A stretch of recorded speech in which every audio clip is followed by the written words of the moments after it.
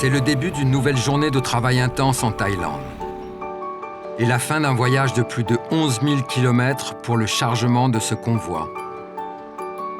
Un arrivage d'environ 70 tonnes de coton brut en provenance d'Afrique de l'Ouest. C'est une grosse livraison, mais qui pourrait être beaucoup plus importante. La Thaïlande consomme 1,4 million de balles par an, mais produit moins de 2% de ses besoins au niveau national. La Thaïlande importe donc chaque année 1,3 million de balles de coton, l'équivalent de 300 000 tonnes.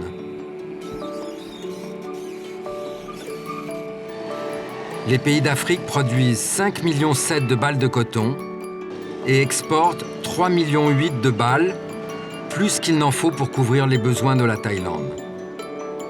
Le coton africain est en général de bonne qualité et souvent moins cher que celui des principaux exportateurs. Mais le coton africain ne représente que 10% des importations de la Thaïlande.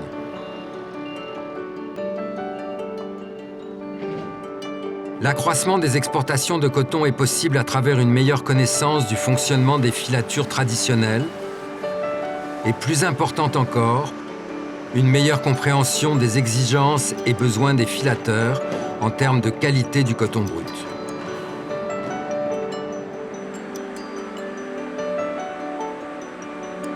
Cette filature thaïlandaise utilise 3 techniques automatiques de filage. Filature à anneaux, fibre open end, connue sous le nom de rotor, et filature par jet d'air ou vortex. La filature à anneaux est la méthode mécanique la plus ancienne et la plus largement utilisée. En filature à anneaux, le fil est produit en tournant et en affinant continuellement les torons pour fabriquer une très belle corde en fibre de coton. La torsion fait que les fils courts du coton se dressent et donnent un fil résistant d'aspect pelucheux, très doux au toucher. Les fils sont de très haute qualité, mais le traitement est coûteux à cause de son rendement plus lent, d'environ 20 mètres par minute. Ils sont aussi souvent très pelucheux et demandent un traitement supplémentaire. En fibre open end ou rotor, le coton est filé en utilisant des rotors et non pas des broches de filature. Cette filature a une meilleure productivité que la filature à anneaux, environ 150 mètres par minute, et produit du fil gros titre, principalement utilisé comme tissu pour bas. Les avantages de l'open end sont des coûts du travail réduits, une consommation d'énergie moindre, une plus grande productivité et moins de traitement que le filage à anneaux. Les inconvénients sont qu'une grande quantité de titrage ne peut pas être filée, les titrages plus fins non plus. Le fil final est plus rigide et moins solide que celui produit par le filage à anneaux. Le vortex ou la filature par jet d'air est la méthode de filage la plus récente et inclut une torsion par un vortex tournant d'air comprimé. Le vortex par jet d'air a une capacité de production très importante d'environ 400 mètres par minute, 20 fois plus rapide que le filage à anneaux. Entièrement automatisé, le vortex nécessite moins de travail et de traitement. Il produit un fil moins pelucheux et donc un faible boulochage du textile. Il a une économie d'énergie de 30% par kilo comparé au filage à anneaux. L'inconvénient est que le vortex produit un fil plus rigide que le filage à anneaux ou à fibre open end et a un nombre très limité de titrages. Cette machine est parmi les plus modernes, fragiles et chères au monde. Une défaillance peut être très coûteuse. Par conséquent, avant que le coton brut ne puisse être traité par ce type de machine, il doit être vérifié et examiné et les résultats sont indiqués sur une fiche de rendement comme celle-ci.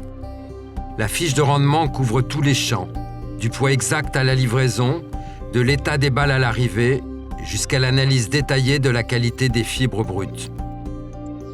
Plus important, elle signale le niveau de contamination du coton.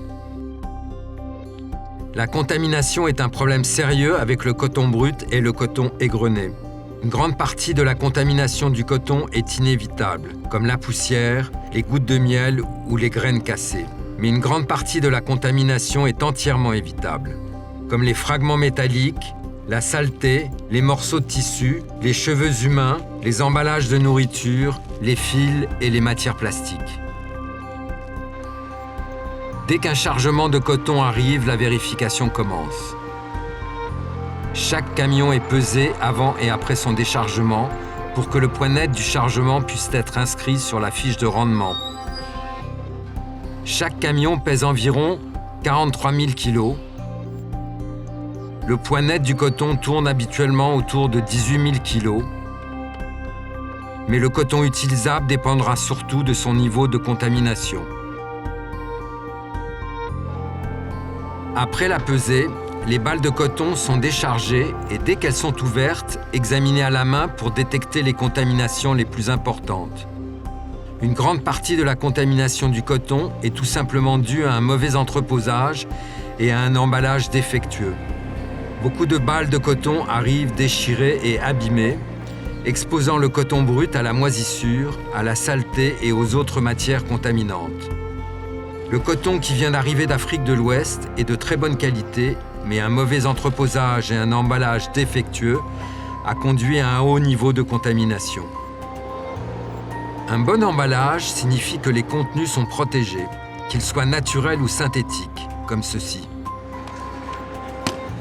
Et l'utilisation de polyéthylène de bonne qualité, au lieu des liens métalliques utilisés pour l'emballage, peut diminuer les accidents du travail.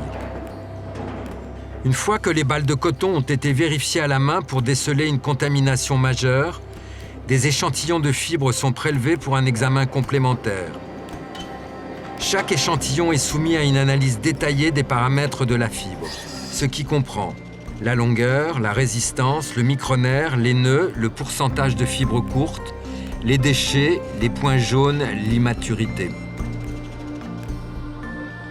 Dans le laboratoire d'analyse, des échantillons d'1 demi-gramme de fibres sont roulés sur des bandes de 30 cm.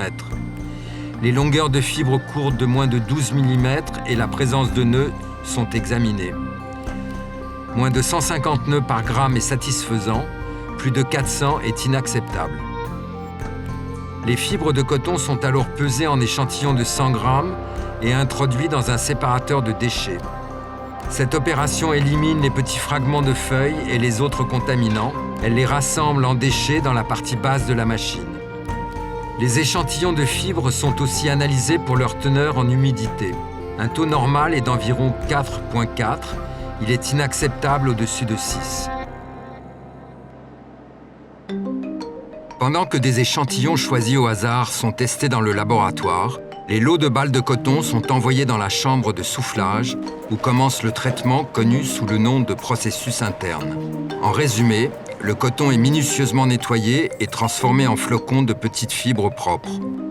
Les balles de coton sont mises sous une ouvreuse de balles qui collecte une petite couche de fibres sur le haut des balles chaque fois qu'elles passent et repassent. Les fibres de coton sont ensuite aspirées à travers des tuyaux et envoyées dans plusieurs processeurs et senseurs pour un nettoyage supplémentaire. Les fragments de métal sont enlevés, évitant ainsi l'altération des fibres ou les étincelles d'électricité produites par la friction des métaux. Le coton est maintenant prêt pour le cardage, la séparation des fibres. Le cardage démêle, nettoie et rassemble les fibres de coton pour produire un brin souple et homogène, dit ruban de carde, qui ressemble à une corde de fibres de coton. Si les contaminants ou les défectuosités ne sont pas supprimés pendant le cardage, ils resteront présents pendant le filage et conduiront à la production d'un fil défectueux. Puis, dans un processus appelé batteuse, nettoyeuse, étirage, 6 ou 8 rubans cardés sont mis en parallèle et étirés dans ce qui est appelé un unique ruban d'étirage. À ce stade, le fil est prêt pour la filature, mais avec seulement 2 méthodes, la fibre open end et le vortex. L'unique ruban d'étirage est encore trop rebelle et gonflé pour être utilisé sur les cadres des filatures à anneaux. Dans un procédé appelé simplex, le ruban est affiné, enroulé sur des bobines qui peuvent alors être montées sur des cadres pour la filature finale par jet d'air. Bien que filé, le coton n'est pas encore prêt pour la distribution. Le fil est conditionné et soumis à de rigoureux contrôles de qualité. Tous les postes de bobinage du fil sont connectés à un expert Uster qui contrôle la qualité finale du fil. Un capteur à lumière UV vérifie la variation de la nuance, les nœuds, la densité et les imperfections du fil. Après ce long et minutieux parcours, le fil est enfin prêt pour la distribution. Le message est clair. Cette usine importe du monde entier en moyenne 1500 tonnes de coton brut par mois. Ce coton demande une vérification, un traitement et une décontamination minutieuse et coûteuse. Des contaminants d'une taille aussi minuscule que 30 mm peuvent se briser en 1000 particules, entraînant la contamination de 1000 kg de fil et par conséquent son rejet et des demandes d'indemnisation de milliers de dollars. Moins le coton sera contaminé et plus il sera demandé, avec à la clé de plus grandes commandes et de meilleures ventes pour les producteurs et les égreneurs de coton.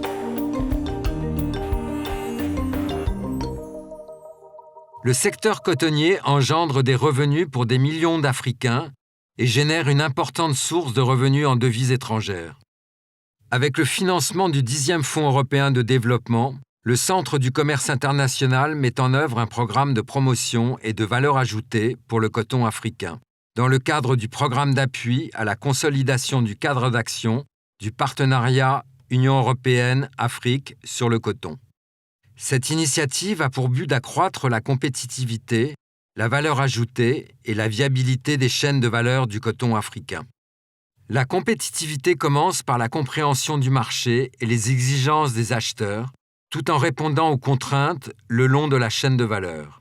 Un contrôle insuffisant de la qualité au niveau des exploitations agricoles et de l'égrenage peut entraîner la contamination qui non seulement affecte les prix du coton africain sur les marchés internationaux, mais aussi un impact sur l'image du coton africain. Le Centre du commerce international continuera d'assister les égreneurs de coton africains pour réduire les niveaux de contamination et créer des partenariats plus étroits avec les filateurs grâce au soutien constant et au financement de l'Union européenne.